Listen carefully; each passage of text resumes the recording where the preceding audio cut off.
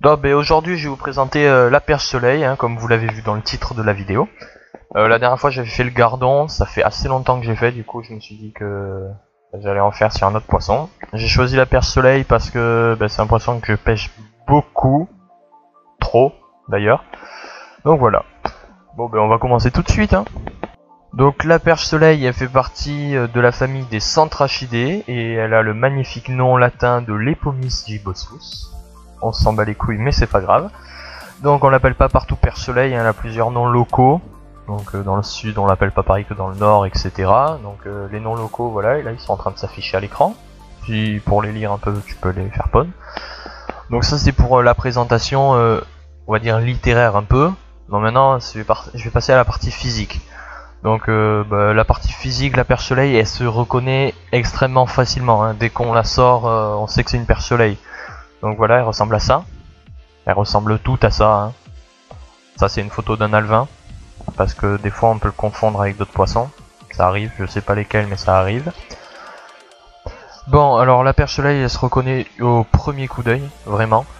Donc quelque chose qui peut vous aider c'est différencier les mâles et les femelles. Je sais pas en quoi ça peut vous aider mais bon c'est pas grave.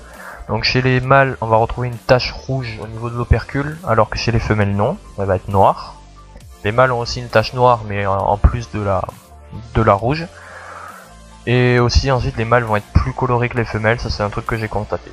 Donc je sais pas à quoi ça peut servir mais bon. Donc enfin autant le savoir. Donc ça c'est la répartition en France du coup. Donc tout comme le black bass elle a été introduite d'Amérique du Nord en 1877. En France on la retrouve pratiquement partout, sauf dans les extrémités nord et ouest. Donc là elle va pas, on la retrouve pas, enfin personne n'a réussi à en pêcher là-bas. Donc elle va coloniser les plans d'eau comme les lacs, étangs ou même les mares. Hein.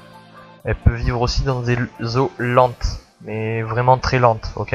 Parce que en fait le courant, dès qu'il y a du courant, vous n'en trouverez jamais. Hein. Genre rivière, fleuve, tout ça, jamais de perche soleil.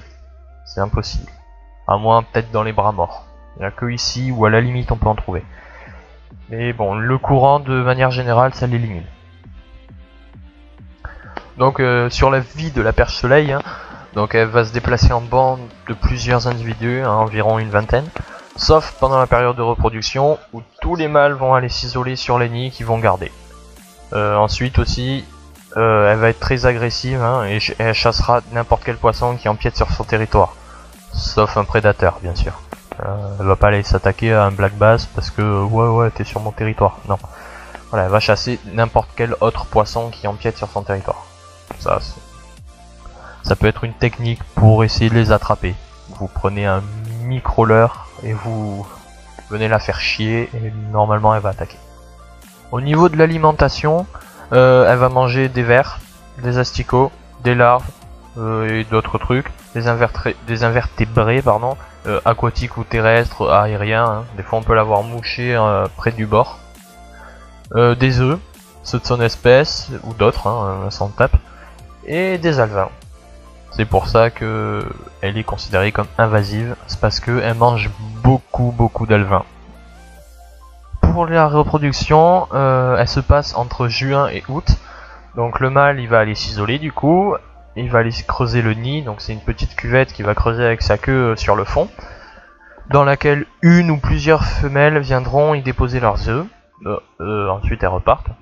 Le mâle il surveillera les œufs et les alevins jusqu'à qu'ils soient assez grands pour pouvoir échapper à d'éventuels prédateurs. Donc qu'ils soient assez grands pour pouvoir se nourrir tout seul et nager assez vite quoi pour échapper à n'importe quel prédateur. Donc la perche soleil elle est pas présente qu'en France, hein, elle est présente dans plusieurs autres pays, elle est présente aux États-Unis vu qu'elle est importée de là-bas, mais pas que. Donc elle est présente en Allemagne, en Italie, de partout. Donc elle a plusieurs noms, hein, comme ceux qui s'affichent actuellement. Ça c'est tous les noms que je connais ou que j'ai réussi à trouver. Donc voilà. Donc maintenant la taille et le poids, donc ce que vous pouvez espérer attraper. Donc c'est pas très gros, hein. La plupart du temps elles font entre 5 et 7 cm. Donc c'est petit. Mais des fois On arrive en choper qui font 15, donc la plupart du temps celles-là on va les attraper au leurre. Alors quand on pêche de la petite perche ou quoi, elles vont taper. Et ensuite, il y a eu un record qui a été fait dans le Rhône, je crois, qui est de 23 cm, donc c'est énorme pour une perche soleil. Donc voilà, après ça peut se faire à la mouche aussi, mais bon, ça c'est le record en France. Aux États-Unis, elles atteignent souvent cette taille de 15-20 cm, hein. Elles grandissent beaucoup plus vite là-bas. Bon, maintenant on arrive aux méthodes de pêche, donc ce qui intéresse le plus je pense. Donc pour le pêcher, en fait c'est super simple, hein, tellement que ça en devient un anti-bredouille en fait. Vous pouvez pêcher avec une ligne gardon, ablette, enfin on s'en fout quoi. Si vous voulez vraiment pêcher ça, préférez une hampe longue, donc ça, plutôt que ça. Parce que en fait sinon elle va engamer très profond et ben va falloir charcuter quoi. Parce que si vous coupez à chaque fois, voilà, vous avez plus d'hameçon au bout d'une demi-heure. Donc au niveau des appâts, tout ce qui est hache animale ça marche. Donc vers, asticots, œufs, même si c'est pas autorisé, fourmis, les larves de fourmis ça marche très bien d'ailleurs.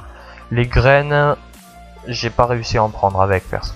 Je sais pas si ça marche, mais moi j'ai pas réussi.